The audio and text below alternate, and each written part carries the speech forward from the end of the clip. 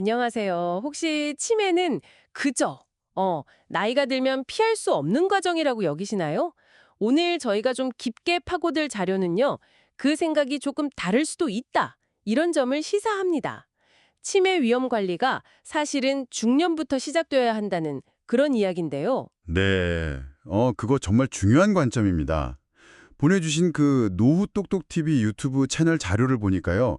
치매는 뭐 알츠하이머병이나 뇌졸중 같은 어떤 특정 질병 하나라기보다는 좀 다양한 원인이 복합된 증후군으로 설명을 하더라고요. 아, 증후군요. 네. 그 말은 곧 이제 원인이 되는 위험 요소들을 잘 관리하면 예방하거나 아니면 진행을 좀 늦출 가능성이 있다. 뭐 이런 희망적인 메시지를 담고 있는 거죠. 특히 그 세계적인 의학 저널 랜시트 있잖아요. 거기서 지목한 조절 가능한 14가지 위험 요인이 있다는 사실이 상당히 주목할 만합니다. 맞아요. 우리가 직접 관리할 수 있는 요인이 무려 14가지나 된다는 거. 저도 좀 놀랐어요. 뭐 낮은 교육 수준부터 해서 중년기 청력 손실, 고혈압, 심지어 대기오염까지 와, 진짜 범위가 넓더군요.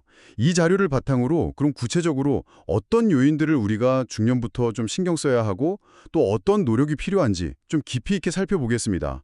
여러분의 그 건강한 뇌를 위한 핵심 정보 지금부터 한번 시작해 볼게요. 좋습니다. 그 14가지 요인 중에서 특히 좀 흥미로운 지점은 이게 우리 일상하고 너무 가깝다는 거예요. 예를 들어서 낮은 교육 수준. 이게 단순히 뭐 학교를 얼마나 다녔냐 이 문제가 아니고요. 아, 그런 게 아니군요. 네, 자료에서는 이걸 평생에 걸친 학습이나 어떤 지적 활동 이런 게 좀 부족하면 인지 예비 능력이라는 걸 충분히 쌓지 못한다. 이렇게 연결을 짓더라고요. 아, 인지 예비 능력이요? 그게 정확히 어떤 개념일까요? 약간 뇌의 뭐랄까 비상금 같은 건가요? 예. 정확합니다. 그 뇌가 손상을 입거나 좀 노화가 진행되더라도 기능 저하를 버텨낼 수 있는 그런 정신적인 완충 능력 이렇게 보시면 될 것 같고요. 평생 배우고 뇌를 계속 사용하는 활동이 이 완충력을 키워주는데 이게 부족하면 상대적으로 치매에 좀 취약해질 수 있다. 이런 거죠. 그래서 자료가 지속적인 학습을 강조하는 겁니다. 그렇군요. 단순히 그냥 지식을 쌓는 걸 넘어서 뇌의 어떤 회복력? 그런 걸 키우는 거네요. 그럼 중년기 청력 손실 같은 요인은요? 이것도 좀 의외 요인으로 꼽히던데 이건 어떻게 작용하는 걸까요? 네, 그 청력 손실도 단순히 소리를 잘 못 듣는 문제, 이걸 넘어서는 거죠. 외부 자극이 줄어드니까 뇌 활동 자체가 좀 줄어들 수 있고요. 또 대화가 어려워지면서 사회적으로 고립될 위험도 커지잖아요. 아, 네네. 이런 복합적인 이유로 인지기능 저하를 좀 앞당길 수 있다. 이렇게 분석이 되죠. 그래서 청력의 이상을 느낄 때 좀 적극적인 관리, 예를 들면 뭐 보청기 착용 같은 거, 이런 게 중요하다고 지적을 하고요. 아하, 듣고 보니까 혈관 건강 문제, 뭐 예를 들어 고혈압이나 당뇨병 관리의 중요성도 정말 새롭게 다가오네요. 결국 혈관이 건강해야 뇌로 가는 혈류가 원활할 거고 이게 뭐 뇌세포 건강이랑 바로 연결되는 거군요. 흡연이나 과음도 뭐 마찬가지고요. 맞습니다. 그 혈관 손상은 뇌 혈류를 직접 방해하고 또 미세뇌졸중 위험을 높여서 뇌기능 저하로 이어질 수가 있습니다. 또 뭐 신체 활동 부족이나 사회적 고립, 비만, 우울증 같은 요인들도 염증 반응 증가라든지 뇌 자극 감소 같은 걸 통해서 치매 위험을 높이는 걸로 나타났고요.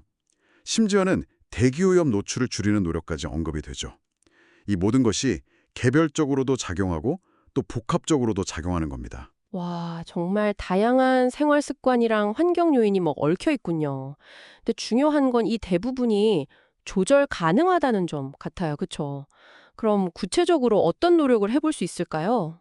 자료에서 추천하는 방법들이 좀 있었나요? 네, 아주 구체적인 실천 방안들을 제시합니다. 예를 들면 하루 30분 이상 꾸준히 걷는 거. 이거는 뇌 혈류 개선에 직접적인 도움이 되고요. 네, 걷기. 그리고 친구들 만나서 대화하고 교류하는 사회활동. 이런 건 뇌를 자극하고 또 고립감을 줄여주죠. 금연, 절주. 이건 뭐 기본이고요. 정기적인 건강검진으로 혈압, 혈당, 콜레스테롤 수치 관리하는 것도 필수적입니다. 아, 그럼 아까 말씀하신 그 인지 예비 능력을 키우기 위한 활동은요? 그런 건 어떤 게 있을까요? 아, 네. 독서나 뭐 퍼즐풀이 아니면 새로운 언어나 악기 배우기처럼 뇌를 좀 적극적으로 사용하는 활동이 좋습니다. 뇌에 계속 새로운 도전 과제를 주는 거죠.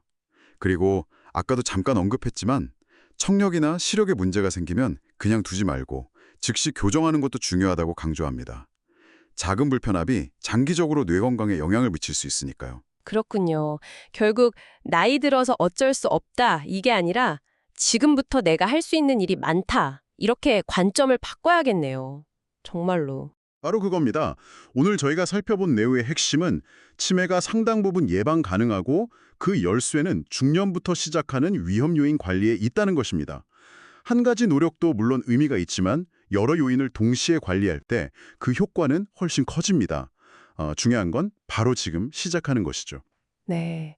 오늘 저희가 이렇게 함께 파고든 이 정보들이 여러분의 건강한 미래를 설계하는데 정말 실질적인 도움이 되기를 바랍니다.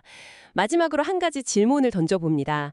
오늘 이야기 나눈 이런 조절 가능한 위험 요인 관리 외에 우리가 통제하기 좀 어려운 유전적 요인이라든지 아니면 아직 밝혀지지 않은 다른 변수들 이런 것들은 과연 우리의 노력과 어떻게 상호작용하면서 장기적인 뇌 건강에 영향을 미칠까요? 한 번쯤 생각해 보시면 좋겠습니다.